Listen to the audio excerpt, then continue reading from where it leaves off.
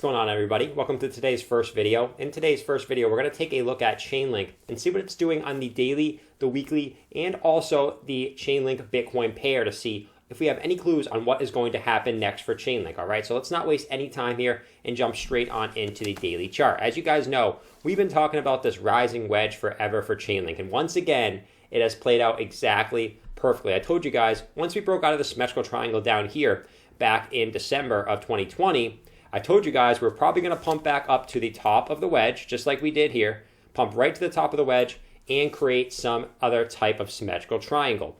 The reason why I said that is because if you look back on the past cycles, guys, we have done this every single time for Chainlink. We pumped to the top. This one we went a little bit over it, but anyways, you guys, because that was the blow off top in 2018, and then we had a consolidation of symmetrical triangle, pump back to the top.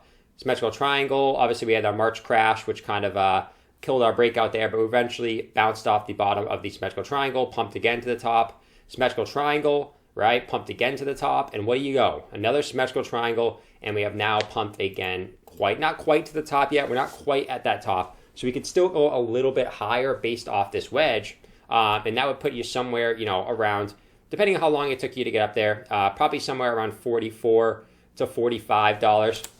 Like I said, depending on how many days it takes you to actually get up to those levels. Now, just be careful in the short term, guys. We have our 20-day moving average, which typically when Chainlink starts these next runs, you can see it typically always respects that 20-day moving average all the way on its runs up, right? You can see it right there. You can see on this run up, always respects that 20-day moving average. It likes to come back down to that 20-day moving average a lot. So don't be surprised as we see this 20-day moving average come up. We see Chainlink maybe come back down, test it again, which would also buy it more time to continue up higher in the possible wedge and get you back up to that wedge, top of the wedge at some point. Like I said, somewhere around $44 to $45 if we hit the top of the wedge. Now, will this be the time that we break out of the top of the wedge? Well, we have a couple interesting things to look at on the daily chart too, which we'll talk about and kind of see if maybe it's time that we finally break out of this wedge for Chainlink and start seeing some extremely higher prices. But I first wanted to touch on how perfectly this rising wedge has played out. And once again, it looks like it's about to play out again.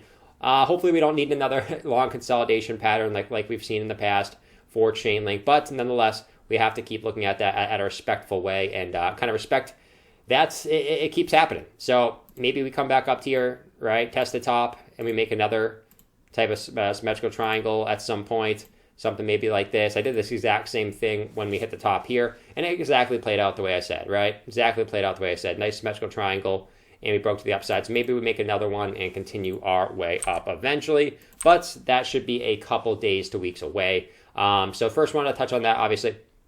Let's switch on to the weekly chart. So on our weekly chart, if we get rid of our wedge and we just look at a straightforward basis, we actually just passed our 2.618 Fibonacci. You can see right here we blasted right through that, and now we are getting a decent sized green dildo all the way up to the 3.618 Fibonacci at about $52. So maybe that $52 level is a level that we might top out at this next run up. That would put you at the top of the wedge somewhere up in this area. So maybe we do have some consolidation, maybe back test our previous high as support here and then continue up maybe to $52. That would make a lot of sense in the basis that it was also back testing your previous high, and it also is going up to test its 3.618 Fibonacci from its last big consolidation back in 2020. And then after that, we do have our 4236 Fibonacci sitting up there around $60.